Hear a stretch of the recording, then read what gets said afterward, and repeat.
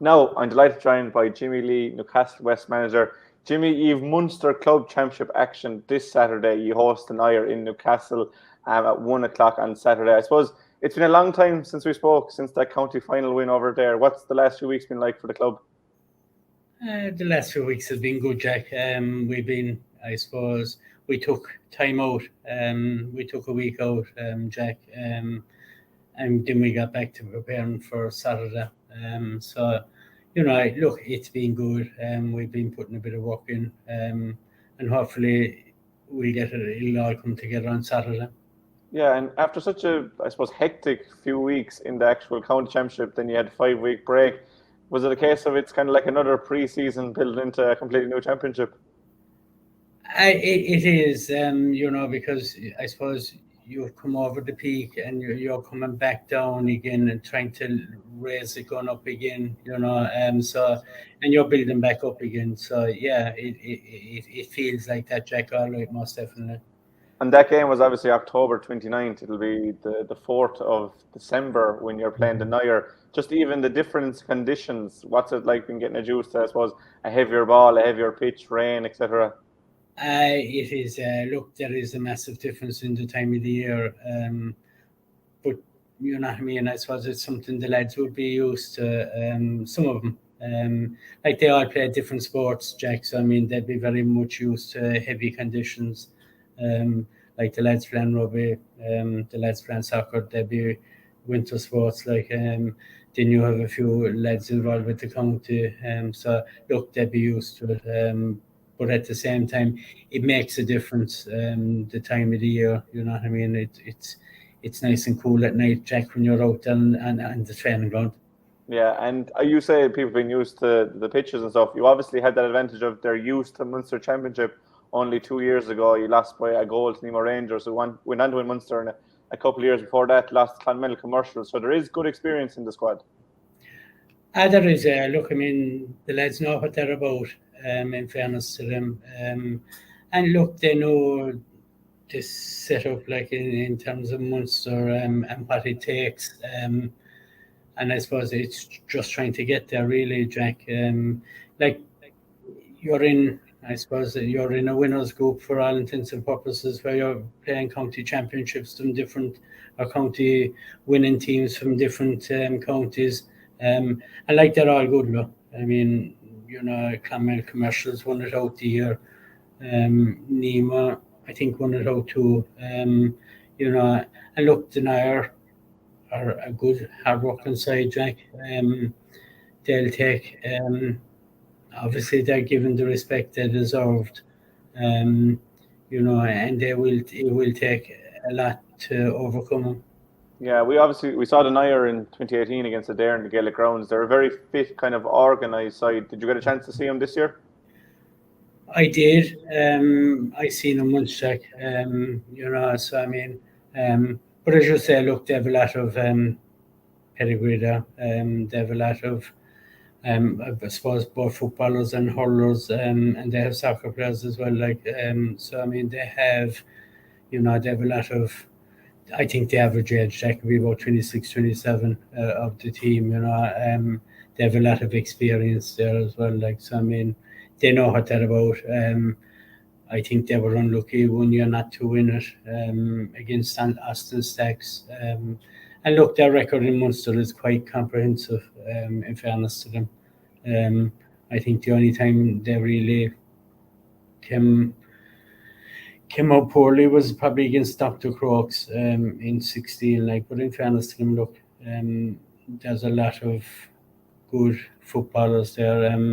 Like some of the Waterford hurlers that are there as well. And actually, they're probably better footballers. So I mean, in fairness, like they'd be seasoned enough and they know what they're about. And talking to Ian Corbett after the final, he just mentioned that he thought Newcastle had the strongest squad in Limerick, and it wasn't arrogance or anything. Like when you look through the names that you were able to leave on the bench, like AJ Connor and Jeremy Kelly, there's been a lot made about that. But for you as the manager, what's it like dealing with such a talented bunch, and how do you find the balance between keeping everyone happy and getting your best 15 out in the field? I look. It's like everything. Look, it's based on trust and respect, Jack. We're extremely honest with the lads. They know why. They might always agree with you. You know what I mean? And I don't expect them to agree with me. You know, they're young fellas that would like to be playing every game and every minute of every game. But as a management team, we make decisions. And to be fair to the lads, look, they've always respected them. You know, and I suppose they trust us, and we've built that up between us. Like trust is a two-way street. I trust him the minute they cross the line, and obviously they trust us to put our best foot forward. And obviously, the Munster Club Championship is something that every team looks forward to every year if they're lucky enough to get there. But Limerick's record has been pretty dreadful in the last decade or so. Drumbraford won the championship in 2008, but that was the last time a Limerick team even got a victory. But with Limerick as a county and improving in football, are we just kind of one win away from breaking that mold in Munster and seeing Limerick teams compete at that level? Yeah, I'd imagine so. Like, I mean, we're never too far off the mark as a county, in fairness. Any team that we put out their best performance, whether it's inter-county or club level.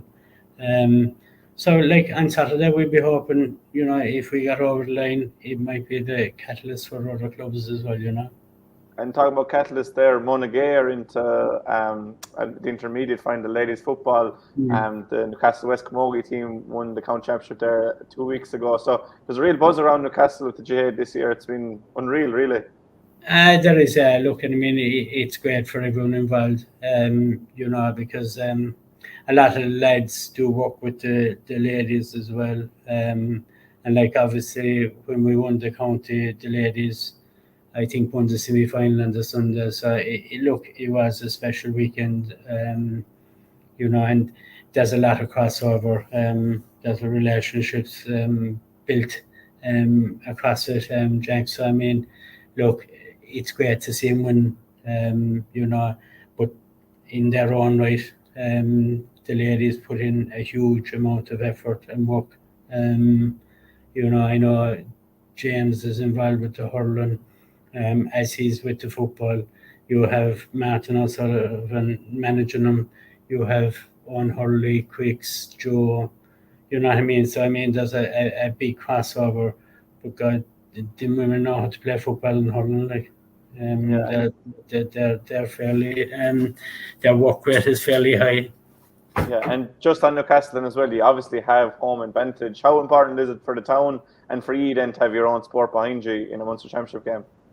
Yeah, and I suppose, look, I would have asked the lads after the county final, Jack, and there was a big push that they'd hopefully play it in town. There'd be a desire from the lads, to actually play it in town. And look, it's important for the community as well, like, because the J Club are working hard to redevelop things, Jack, there. I know Margaret, Susan, James, and the other officers, as Shawnee Roach and Neelis, have put a lot of work into the field in the intervening weeks. But they're also trying to give back to the community as well. Like, and it's about bringing people to the town, and hopefully they'll drop a few bob in the town, Jack.